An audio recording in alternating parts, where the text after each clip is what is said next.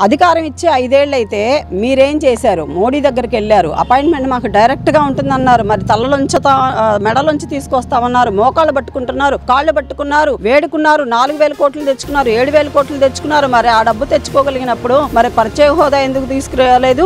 రాష్ట్రానికి మరి పరిశ్రమలు ఎందుకు తీసుకురాలేదు? సాఫ్ట్వేర్ రంగాన్ని ఎందుకు తీసుకురాలేదు? ఏ విధంగా అభివృద్ధి చెందారు? పోలవరానికి నిధులు ఎందుకు తీసుకురాలేకపోయారు? దాన్ని ఎందుకు పూర్తి చేయలేకపోయారని చెప్పి మేము అడుగుతున్నామండి. దీనన్నిటికీ మీరు సమాధానం చెప్పండి. ముఖ్యమంత్రిగా ఉన్నది 5 ఏళ్ళు మీరేం చేశారు? మీరేం చేశారు అనేది వదిలేసి మీరు అసలు రాష్ట్రాన్ని విభజించిందే కాంగ్రెస్ పార్టీ. ఆ కాంగ్రెస్ పార్టీ వాళ్ళకి తెలంగాణ రాష్ట్రాన్ని ప్రకటించినప్పుడు మనకు ప్రత్యేక హోదా ఇవ్వాలి. అటువంటి కాంగ్రెస్ పార్టీని మీరెందుకు అడగలేదు? అధికారంలో ఉండి అడగలేదు, మీరు అధికారం లేకపోయినప్పుడు అడగలేదు. మీరు చేతులు ముడుచుకొని కూర్చున్నారు, తోక ముడుచుకొని. మీకు భయం, మీకున్న కేసును బట్టి మీకు భయం కాబట్టే మీరు మాట్లాడట్లేదు. మరి ఇప్పుడు అధికార పార్టీలో ఉన్నటువంటి వైసీపీ ప్రభుత్వం ఏం చేసిందని చెప్పి మేము నిలదీస్తున్నాం. మాకు నోరు లేవా? మాకు అడగడం రాదా? మేము మాట్లాడలేమా? అంటే మీరు మాట్లాడి ప్రజల మనసుల్లోని ఇలాంటి నెగిటివ్ థాట్స్ అని తీసుకెళ్ళటమే మీకు వృత్తి కాబట్టి మీరు అడగగలుగుతున్నారు. కానీ డైరెక్ట్గా రండి, డిబేట్లకు రండి, డైరెక్ట్గా ఫేస్ టు ఫేస్ రండి. మీకు ఓటుతోనే ఈసారి ప్రజలు మీకు సమాధానం చెప్తారు.